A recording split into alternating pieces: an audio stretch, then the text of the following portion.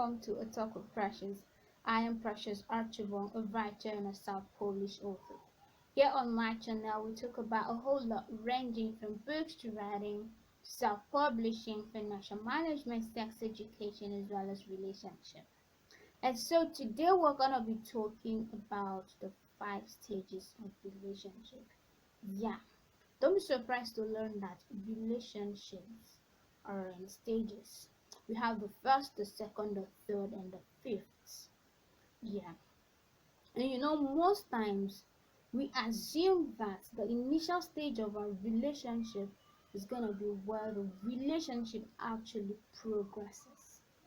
And so we liken this to, the happy ever after that we see on movies. We kind of like think that there is gonna come a time where we'll sit back and breathe in and out and whoa, I've come to the end of this hurdle. But that isn't the case because every stage of relationship that we are in, there is a hurdle of it. There's obstacles, ups and downs. That is why love is likened to be a journey without a final destination. This thing goes in circle. Each stage of relationship that you find yourself, a hurdle awaits.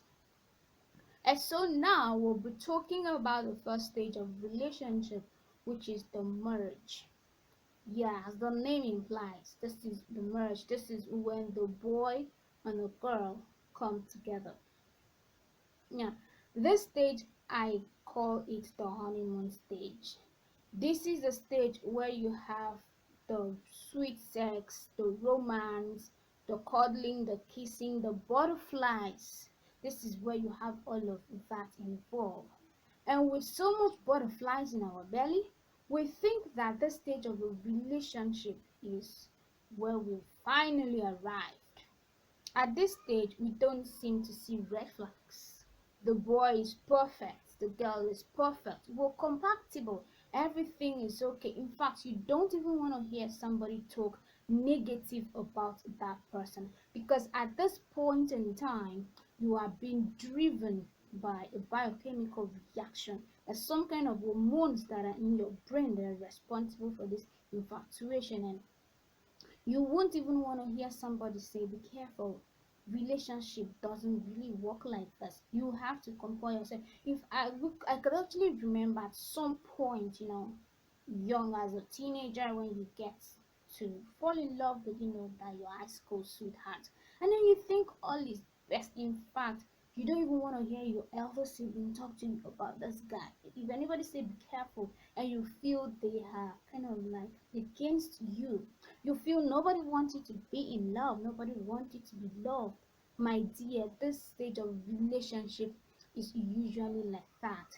And like I said, this stage of relationship is only triggered by some hormones that you have in your brain, like the oxytocin, the endorphins, and the dopamine. Yeah, these are the hormones you have in your brain that triggers this emotion. At this point in your life, everything is perfect. You have met a complete match for yourself.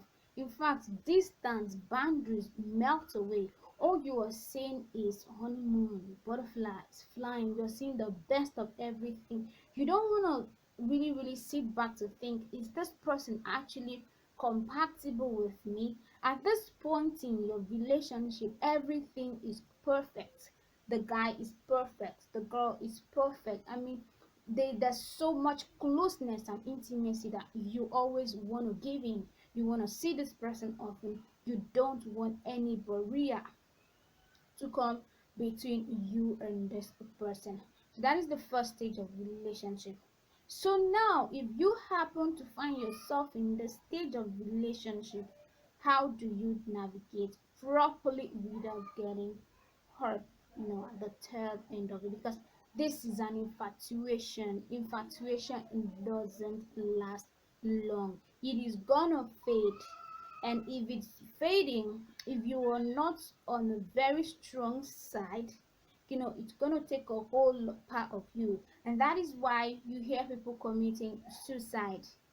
they are being depressed, they are just killing themselves because they have been so attached emotionally with this person that they feel their life depends on that person.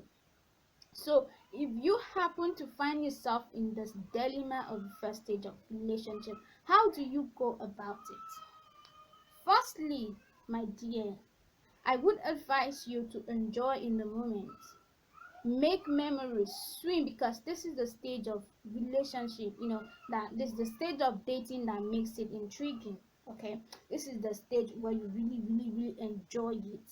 Okay, and so now, after you must have enjoyed and kept memories, what are you to do to be careful? You have to really think straight. Put your feet down, rethink and think and rethink. Is this person really okay with me? Get counseling. Listen to people who doesn't want your life to, um tarnish, kind of like vanish, or when this thing is breaking, it's breaking you badly. You have to get counsel, you have to get advice. Tell people, don't get so driven and keeping to yourself, and at the end of it, when this thing is getting you kicked off, you want to share it to some persons. So you have to get advice from people. Listen to people. Okay, whatever they tell you, don't take it as though nobody wants you to be in relationship. This thing, we've all gone through this phase of a life when, falling in love with your high school sweetheart and somebody's telling you, man, this guy's not a good guy for you, man. You feel it is so much hatred. You feel your mother, your father, your elder siblings don't want you to be loved. My dear, this is not so. Infatuation, like I would always say, doesn't last forever. It just comes like, like a wind. It blows, and then after everything, it just whirls away. It just whirls away. So you have to be careful. Get counseling, listen to advice from people. Don't get blown away, okay? Because it is only a temporary feeling. All right, thank you for staying to the end of the talk. On our next video, we're gonna be talking about each stages one after the other, so I can really accentuate on it so you get something out of it. Alright, so please, if the video is helpful, do well to subscribe, share so other people can learn,